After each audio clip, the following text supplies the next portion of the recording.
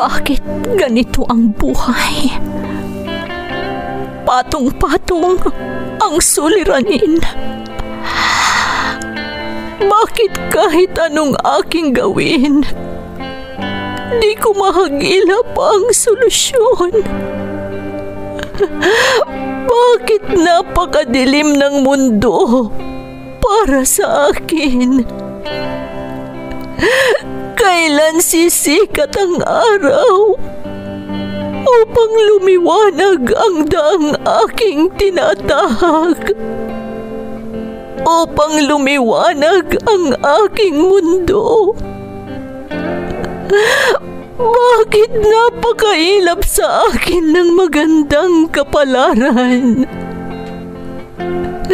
Napipili ba ang dapat mabuhay ng matiwasay? Ang dapat lumigaya? Tao rin ako. Ngunit bakit ako naisasantabi? Bakit?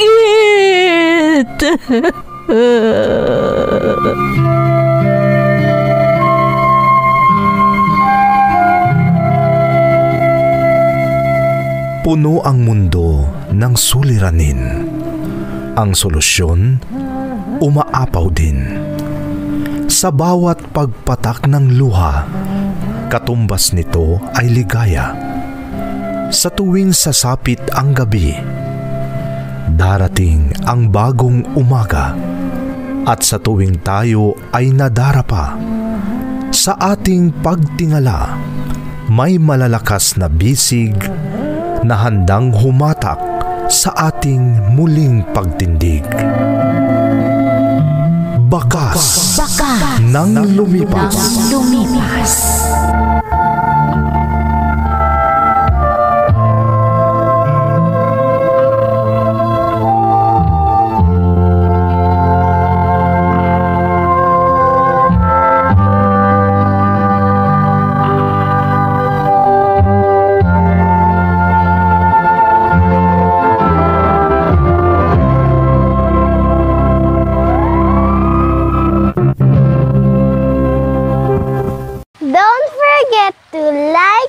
Share and subscribe to this YouTube channel and hit the bell button.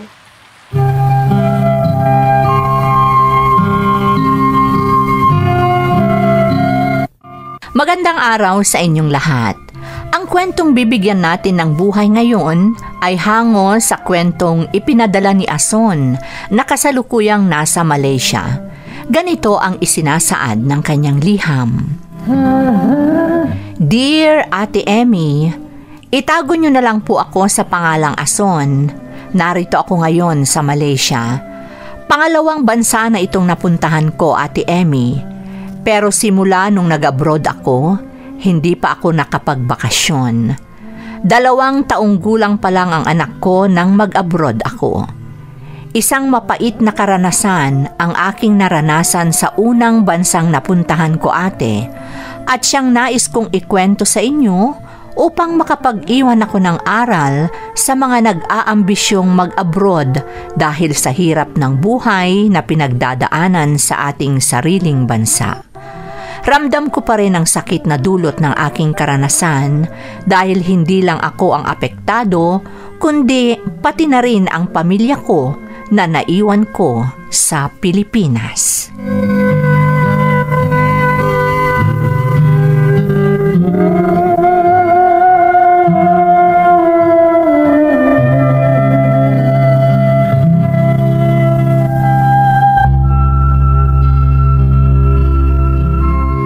Bakit ka pupunta sa ibang bansa, Ason? Gusto kong makatulong, Binong. Pareho tayo nang galing sa mahirap na pamilya. Ngayong may anak na tayo, nahihirapan na tayo. Kaya gusto kong mag-abroad para tulungan ka. 1 taon pa lang ang anak natin. Mahihirapan akong alagaan siya kapag ako lang mag-isa dahil nagtatrabaho din ako sa bukid. Nakausap ko na ang aking mga magulang.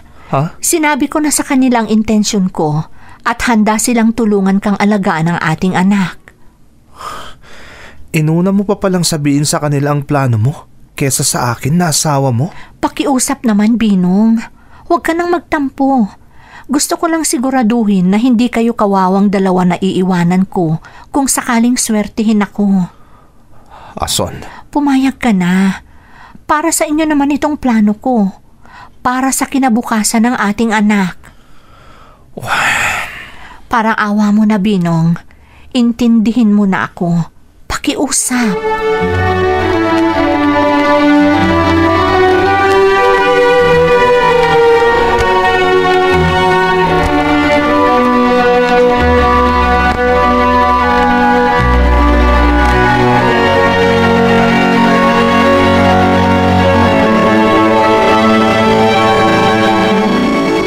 anong sabi ng asawa mo? Wala pa po, Itay. Hindi pa siya makapagdesisyon. Baka naman ayaw kanyang payagan, anak. Desidido na po ako, Itay. Talagang itutuloy ko ang pag-abroad ko. Kinausap ko ng kaibigan ko upang maproseso na ang mga papeles ko. Ay, Ason. Huwag niyo sabihing tinutuligsa niyo rin ang desisyon ko, Itay. Naiintindihan ko ang dahilan mo, anak. Pero iniisip ko ang asawa mong si Binong. Baka isipin niya kinukonsinti kita. Hindi naman po siguro, Itay. Hindi bale, dahil pinaliwanag ko na sa kanya ang lahat. Oh, Pakiusap, Itay.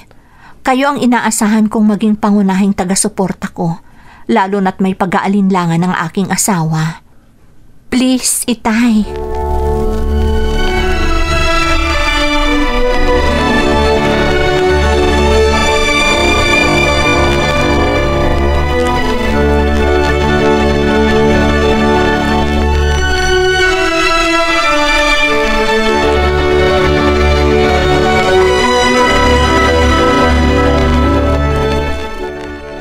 ano ang ibig sabihin ng mga dokumentong ito, Ason? Binong, Pinoproseso mo na talaga ang mga papeles mo para makapunta sa ibang bansa? pasensya ka na. Pero desidido na talaga ako. Kailangan natin ito. Para sa atin ito. Hindi pa ako nagdedesisyon, Ason. Alam mo yan. Hindi ko na mahintay ang desisyon mo. At isa pa, sinimulan ko ng iproseso ang aking mga papeles.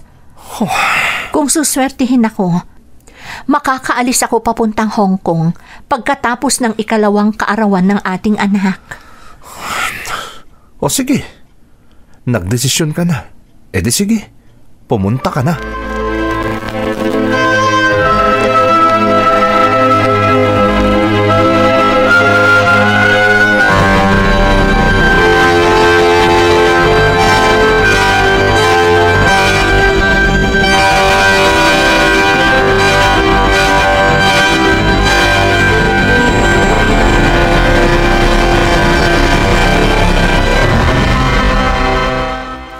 Pinayagan na ako ni Binong, Itay. Ason, anak, nakausap ko ang asawa mo. Talagang ayaw niyang mag-abroad ka. Pero wala na siyang magawa dahil pinoproseso mo na palang mga papeles mo. Itay, Sa totoo lang, tinanong niya ako kung papayagan ba kita. Ang sabi ko naman sa kanya, suportado ko ang desisyon mo. Payo lang ang maibibigay ko at hindi ako dapat makialam dahil kayong mag-asawa ang dapat nag-uusap tungkol dyan. Nababalitaan kong marami sa ating mga kababayang kapuspalad na nangingibang bansa ang minamalas at ako ay nag-aalala tungkol dyan. Pero wala akong magawa kung talagang desidido ka na, anak. desidido na po ako talaga, Itay. At hindi nyo na ako mapipigilan. Kaya intindihin nyo na lang po ako, Itay.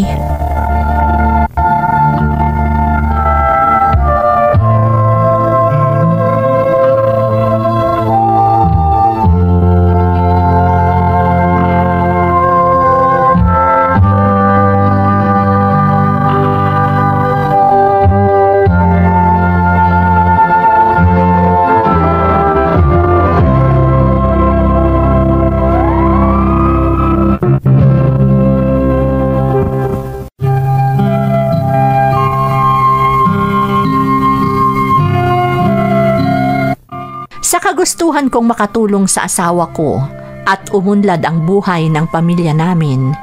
Hindi ako nakinig sa mga sinasabi ng asawa kong si Binong, Ate Emmy.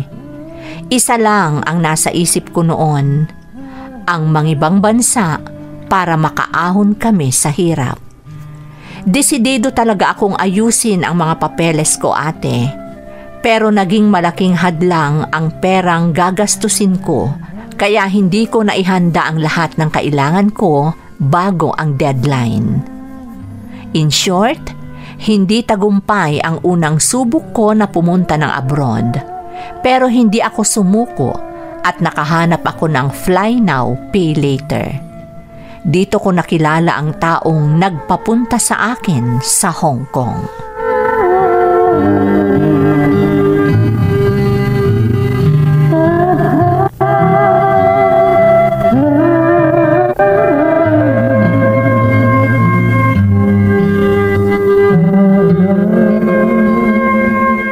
Saan ka na naman nanggaling, Ason?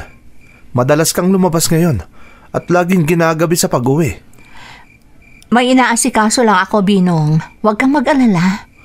Sabihin mo nga ang totoo, Ason. Ano ang tinatago mo sa akin? Binoloko mo ba ako? May iba ka bang karelasyon? Ano? Wala. Anong dahilan para lokohin kita?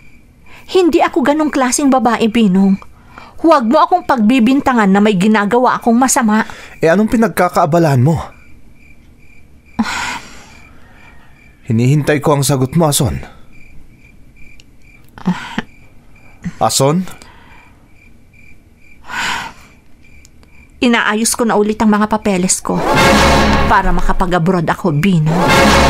Ano? Ano ka ba naman, Ason? Nabigo ka na nga sa unang pagkakataon na nagpursigi ka. Pero ngayon, andyan ka ulit. Iniisip ko ang pamilya natin, Binong. Kaya ko ito ginagawa. Bahala ka na nga. Hindi mo alam kung paano makinig. Hindi mo ako pinagkakatiwalaan bilang asawa mo. Kaya simula ngayon, hindi na ako makikialam. Bahala ka na.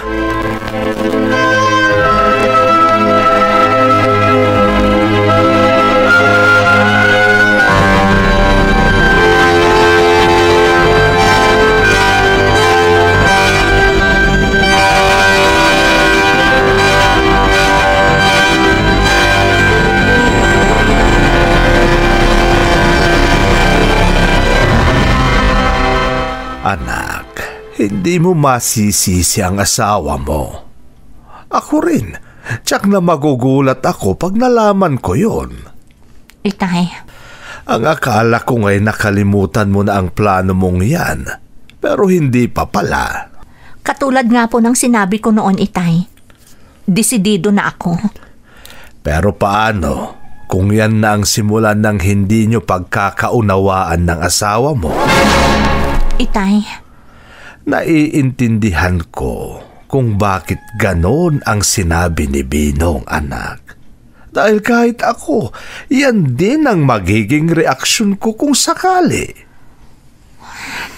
Hindi bale, Tay. Naniniwala akong maiintindihan din ni Binong ang lahat. Lalo na kapag nakarating na ako sa ibang bansa. Sana nga, anak. Dahil mahirap. Baka kung ano pa ang mangyari. Hindi, Itay. Naniniwala akong maiintindihan din ako ni Binong. Yan ang nararamdaman ko.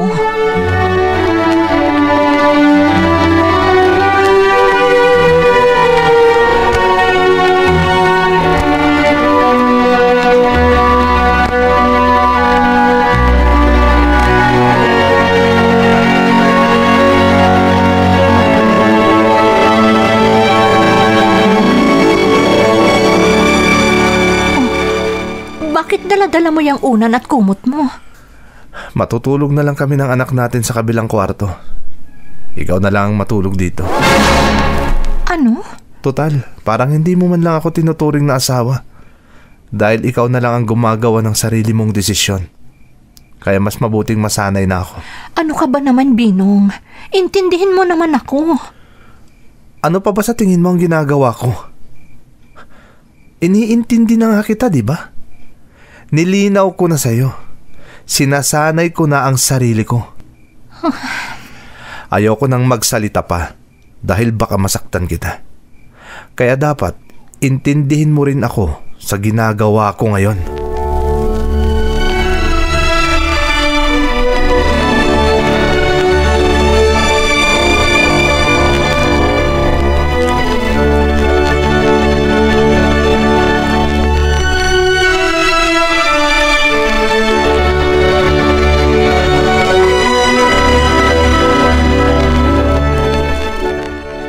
Binong, malapit na akong umalis. Pero noong mga nakaraang araw, hindi mo na ako kinakausap. Kakausapin mo lang ako kapag may sasabihin ako sa'yo.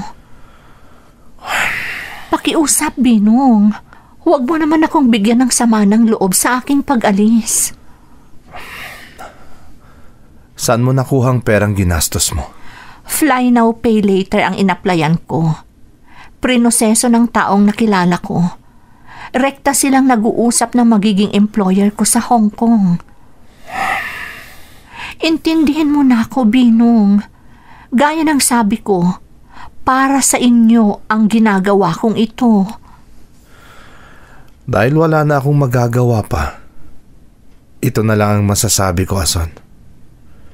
Mag-isa kang nagdesisyon at nagproseso sa lahat. Kaya huwag kang umasa sa akin kung sakaling magkaproblema ka. Binong? Yan lang ang masasabi ko. Good luck sa pag-abroad mo.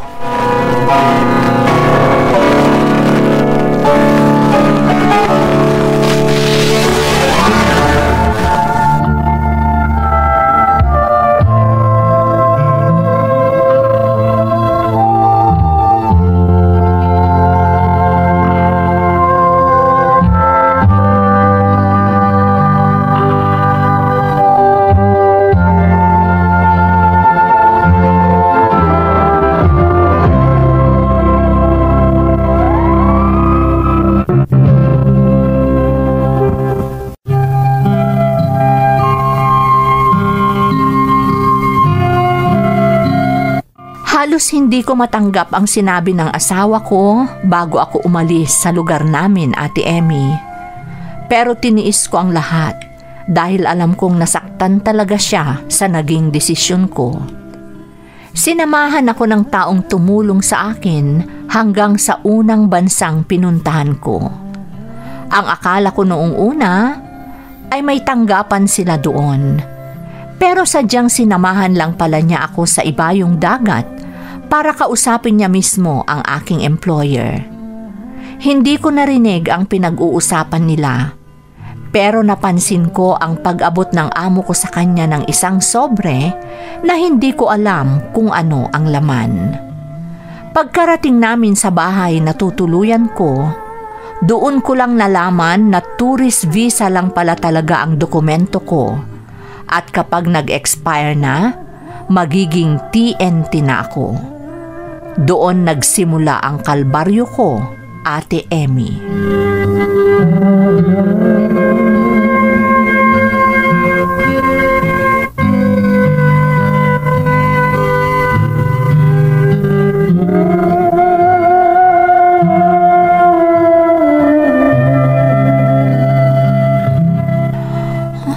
Nakakapagod maglinis dito sa maluwang na bahay ng Chinese na amo ko. Mag-isa pa nila akong iniwan dito. Wala akong kasama. Who told you to rest, you idiot? I'm so sorry, madam. You are very lazy! Anik ko. Please, madam. Please, do not hurt me. Please. Do not tell me what to do, you lazy bastard!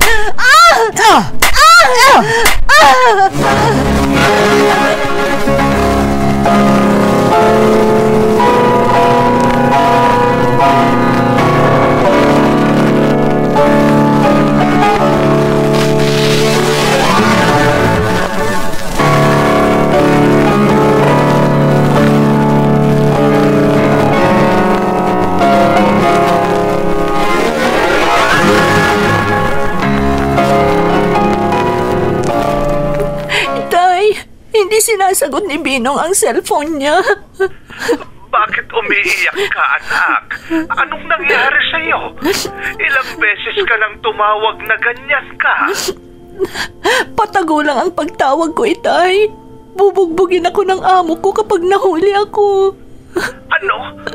Diyos ko, bakit, Ason? Wala na akong oras magpaliwanag, Itay.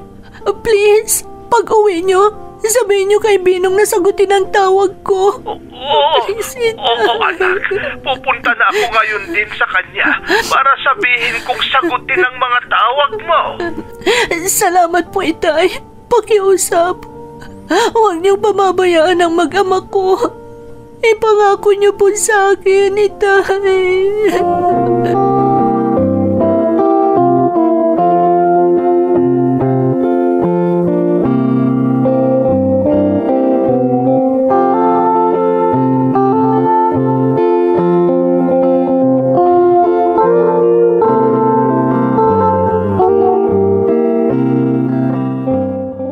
Tapos na po kaming nag-usap ni Ason bago siya umalis, Itay. Pinagbigyan ko siya sa gusto niya. Hindi ko siya pinigilan. Kaya hindi niya dapat ako kulitin kung hindi ko man sinasagot ang mga tawag niya. Matatanggap mo ba kung sakaling may mangyaring masama kay Ason sa ibayong dagat? Binong, alam kong nasaktan ka sa desisyon ni Ason na mangibang bansa.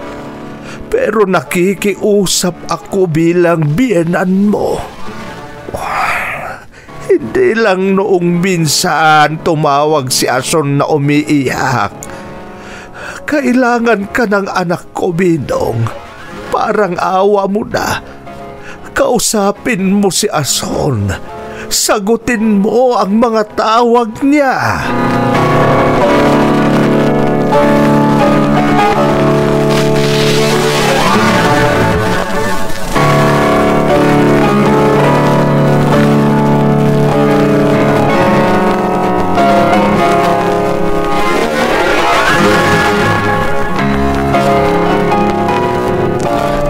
Salamat sa pagsagot mo sa tawag ko, Binong. Maraming salamat. Alam mo kung masama ang loob mo sa akin. Alam mo kung galit ka sa akin. Pero makinig ka, Binong. Wala akong ibang kanlungan. Walang ibang masabihan ng nararamdaman ko. Bakit? Anong nangyayari sa'yo? Hindi ko alam kung anong mangyayari sa akin dito, Binong. Grabe ang amo ko. Ason? Alam kong may sinabi ka noon tungkol sa pagtuloy ko sa pag-abroad. Alam kong hindi ka nagbibiro noong sinabi mo yun. Patawarin mo ko, Binong. Patawarin mo ko. Anong nangyayari sa'yo dyan? Natatakot ako, Binong. Hindi ako legal dito. Ano? Paso na ang dokumento ko. Kaya isa na akong TNT dito. Paano nangyari yan? Linoko ko ng taong tumulong sa akin na makarating dito. Malinaw na sa akin ang lahat.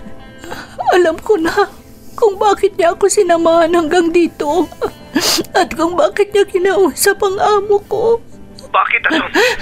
Sabihin mo sa akin, anong nangyayari? Binenta ata ako ng taong nagpanggap na tinutulungan ako, Binong. Ano? Iyan ang totoo, Binong. Kaya pakiusap.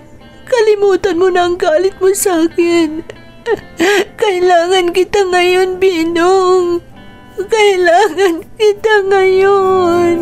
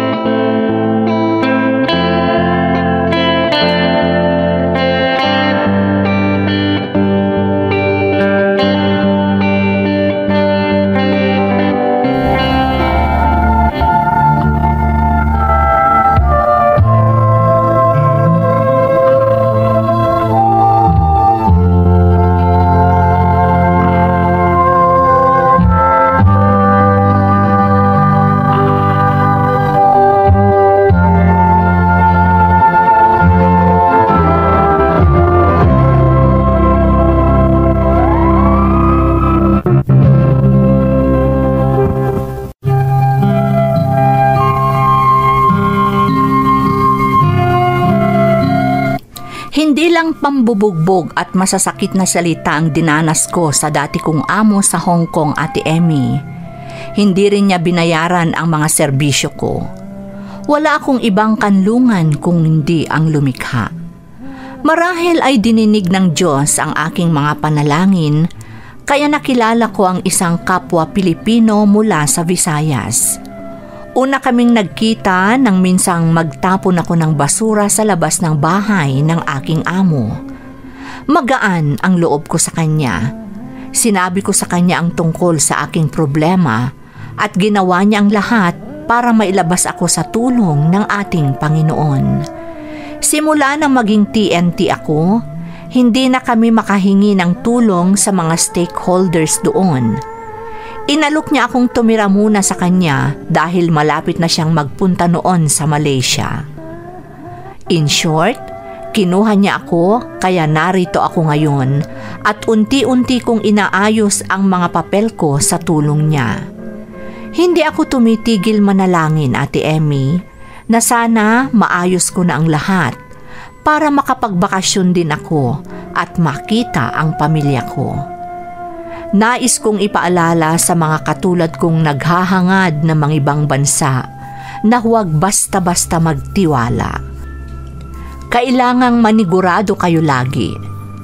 Ito ang aking kwento. Lubos na gumagalang, Ason. Ason, una sa lahat, salamat sa pagtitiwala sa amin ng iyong kwento. Marami pa rin talagang manluloko. Pero ganun pa man, mas malakas at mas mabisa pa rin ang pagdarasal at paghingi ng tulong sa lumikha.